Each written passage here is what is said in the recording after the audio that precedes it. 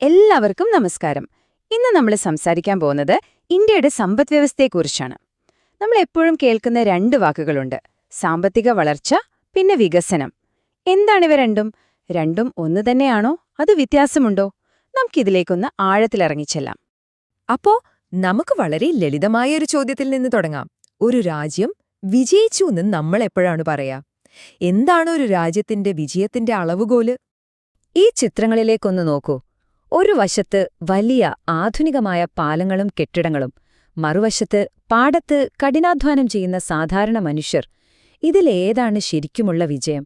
വലിയ ഇൻഫ്രാസ്ട്രക്ചർ ആണോ, അതോ ഇവിടത്തെ ഓരോ സാധാരണക്കാരന്റെയും ജീവിതം മെച്ചപ്പെടുന്നതാണോ? ശരി, ഈ ചോദ്യത്തിന് പൊതുവെ കിട്ടുന്ന ഒരു ഉത്തരം സാമ്പത്തിക വളർച്ച എന്നതാണ്. അതായത്, ഒരു രാജ്യത്തിന്റെ മൊത്തം സമ്പത്ത് എത്രത്തോളം വലുതാകുന്നു എന്നതിനെ ആശ്രയിച്ചിരിക്കും അതിന്റെ വിജയം.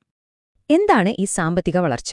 സിമ്പിളായി പറഞ്ഞാലേ, കഴിഞ്ഞ വർഷത്തേക്കാൾ കൂടുതൽ സാധനങ്ങളും സേവനങ്ങളും ഈ വർഷം ഒരു രാജ്യം ഉൽപ്പാദിപ്പിക്കുന്നുണ്ടോ എന്ന് നോക്കുന്നതാണ്. നമ്മൾ അതിനെ GDP, അതായത് മൊത്തം ആഭ്യന്തര ഉൽപ്പാദനം എന്നൊക്കെ പറയും. രാജ്യത്തിന്റെ മൊത്തം വരുമാനം കൂടുന്നു, അത്രയുള്ളൂ. ഇനി ഇന്ത്യയുടെ കാര്യം നോക്കിയാൽ ഈ ഗ്രാഫ് കണ്ടില്ലേ? നമ്മുടെ വളർച്ചയുടെ ഒരു റോളർ കോസ്റ്റർ യാത്രയാണിത്. 2016-17 കാലത്ത് 8.3% വരെ വളർച്ചയുണ്ടായി. പിന്നെ 2020-21 ഒരു വലിയ ഇടിവ്, -5.8% പോയി. പക്ഷേ തൊട്ടടുത്ത വർഷം നോക്കൂ, 9.7% ശക്തമായി തിരിച്ചു കയറി. ഇത് കാണിക്കുന്നത് നമ്മുടെ സമ്പദ്വ്യവസ്ഥയ്ക്ക് പ്രതിസന്ധികളെ അതിജീവിക്കാനുള്ള ഒരു കഴിവുണ്ടെന്നാണ്. രാജ്യത്തിന്റെ മൊത്തം വരുമാനം കൂടി എന്ന് പറയുമ്പോൾ അതുകൊണ്ട് സാധാരണക്കാർക്ക് എന്തു ഗുണം എന്ന് തോന്നാം, അല്ലേ? അത് മനസ്സിലാക്കാനാണ് നമ്മൾ പ്രതിശീർഷ വരുമാനം അല്ലെങ്കിൽ പെർ ക്യാപിറ്റ ഇൻകം നോക്കുന്നത്. രാജ്യത്തിന്റെ ആകെ വരുമാനമെന്ന വലിയ ഒരു കേക്കെടുത്ത് അതിലെ ഓരോ ആൾക്കും തുല്യമായി വീതിച്ചാൽ എത്ര കിട്ടും? അതാണ് പ്രതിശീർഷ വരുമാനം, അതായത് ഒരു ശരാശരി വരുമാനം. ഈ ടേബിൾ ശരിക്കും കൗതുകകരമാണ്. 1991 ഇന്ത്യയിൽ ഒരു ശരാശരി വ്യക്തിയുടെ വരുമാനം വെറും $364 ആയിരുന്നു. അതേസമയം 2021 അത് $2116 ഉയർന്നു. വലിയൊരു കുതിച്ചുചാട്ടം തന്നെയാണിത്.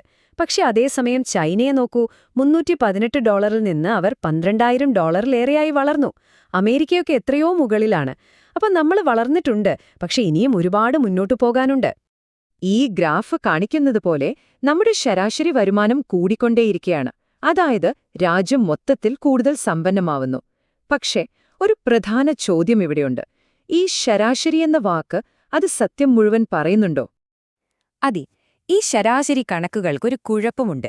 അത് യഥാർത്ഥ ചിത്രം നമ്മളിൽ നിന്ന് മറച്ചുവെക്കും. അതെങ്ങനെയാണെന്ന് നോക്കാം.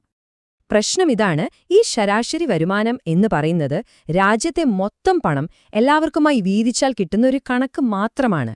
പക്ഷേ യഥാർത്ഥത്തിൽ ആ പണം ആരുടെ കയ്യിലാണ് എത്തുന്നത്? ചിലപ്പോൾ കുറച്ചുപേരുടെ കയ്യിൽ ഒരുപാട് പണവും ഒരുപാട് പേരുടെ കയ്യിൽ വളരെ കുറച്ചു പണവുമാവാം. ആ ഒരു അസമത്വത്തെക്കുറിച്ച് ഈ കണക്കൊന്നും പറയില്ല. ഈ ചിത്രം നോക്കൂ. രാജ്യം വളരുന്നു, ശരാശരി വരുമാനം കൂടുന്നു എന്നൊക്കെ പറയുമ്പോഴും ഇങ്ങനെയുള്ള കാഴ്ചകൾ നമ്മുടെ നഗരങ്ങളിൽ സാധാരണമാണ്. അപ്പോൾ ശരാശരി കണക്ക് മുകളിലേക്ക് പോകുമ്പോൾ താഴെയുള്ള എല്ലാവരും ഒരുപോലെ മുകളിലേക്ക് ഉയർന്നില്ല എന്ന യാഥാർത്ഥ്യമാണിത്. ദാരിദ്ര്യവും അസമത്വവുമൊന്നും ഈ കണക്കുകളിൽ കാണാൻ കഴിയില്ല. അപ്പോ ചുരുക്കി പറഞ്ഞാൽ, ഈ പ്രതിശേഷ വരുമാനമെന്ന അളവുകോലിന് കുറേ പ്രശ്നങ്ങളുണ്ട്. അതൊരു ശരാശരി മാത്രമാണ്. രാജ്യത്തെ പണത്തിന്റെ വിതരണത്തിലെ അസമത്വം അത് കാണിക്കുന്നില്ല. അതുപോലെ വിദ്യാഭ്യാസം, ആരോഗ്യം പോലുള്ള ജീവിത നിലവാരം കൂട്ടുന്ന കാര്യങ്ങളൊന്നും ഇതിൽ വരുന്നേയില്ല. അപ്പൊ പണത്തിന്റെ കണക്ക് മാത്രം നോക്കിയാൽ പോരാ. ഇതിലും നല്ല കൂടുതൽ കാര്യങ്ങൾ ഉൾക്കൊള്ളുന്ന ഒരു ആശയത്തിലേക്ക് നമ്മൾ പോകേണ്ടതുണ്ട്. അതാണ് സാമ്പത്തിക വികസനം. വളർച്ച എന്നത് വെറും പണത്തിന്റെ കാര്യമാണെങ്കിൽ, വികസനമെന്നത് മനുഷ്യരുടെ ജീവിതത്തെക്കുറിച്ചാണ്. ആളുകളുടെ ജീവിത നിലവാരം മെച്ചപ്പെടുന്നുണ്ടോ? അവർക്ക് നല്ല വിദ്യാഭ്യാസം, നല്ല ആരോഗ്യ സംരക്ഷണം, നല്ല സൗകര്യങ്ങൾ ഒക്കെ കിട്ടുന്നുണ്ടോ? ഇതാണ് വികസനം. ശരി, അപ്പോ ഈ വികസനം എങ്ങനെ അളക്കും? അതിന് ഐക്യരാഷ്ട്രസഭ ഒരു സൂചികയുണ്ടാക്കിയിട്ടുണ്ട്. അതാണ് മാനവ വികസന സൂചിക, അല്ലെങ്കിൽ ഹ്യൂമൻ ഡെവലപ്മെന്റ് ഇൻഡെക്സ്, ചുരുക്കത്തിൽ HDI. ഇത് മൂന്ന് കാര്യങ്ങൾ നോക്കിയാണ് കണക്കാക്കുന്നത്. ഒന്നാമത്തേത്, ഒരു നാട്ടിലെ ആളുകൾക്ക് എത്ര കാലം ആരോഗ്യത്തോടെ ജീവിക്കാൻ കഴിയുന്നു, അതായത് ആയുർദൈർഘ്യം. രണ്ടാമത്തേത്, അറിവ്. എത്ര പേർക്ക് എഴുതാനും വായിക്കാനും അറിയാം, കുട്ടികൾ എത്ര കാലം സ്കൂളിൽ പോകുന്നു എന്നൊക്കെ. മൂന്നാമത്തേത്, മാന്യമായ ഒരു ജീവിതം നയിക്കാനുള്ള വരുമാനം.